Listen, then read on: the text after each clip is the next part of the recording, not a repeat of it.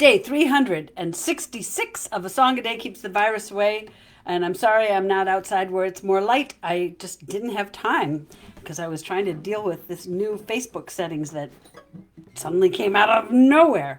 So, today I'd like to sing you a song from the great Carter family. This one is written by Sarah Carter, and it's one that I'm sure many of you will know, and so feel free to sing along with me. The chorus goes like this. Railroading on the Great Divide, with nothing around me but the Rockies and sky. There you'll find me as the years roll by, railroading on the Great Divide. In 1916 I started to roam, way out in the west, no money, no home.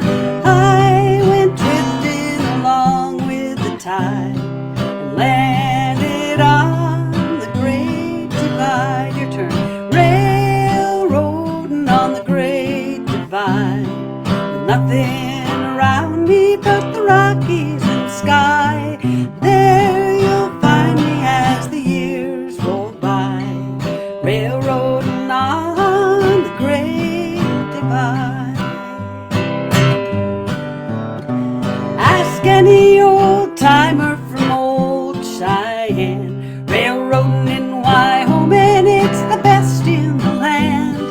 A long steel rail and the short cross ties laid across the Great Divide, railroading on the Great Divide, with nothing around me but the Rockies and sky. There you'll find me as the years roll by, railroading on the Great Divide. As I went a-walking out across the fields, number 3 rolling the fastest on wheels. She rolls through the valley as she glides with pride, rolling across the Great Divide, railroading on the Great Divide, with nothing around me but the Rockies and sky. There you'll find me as the years roll by, railroading on the Great Divide,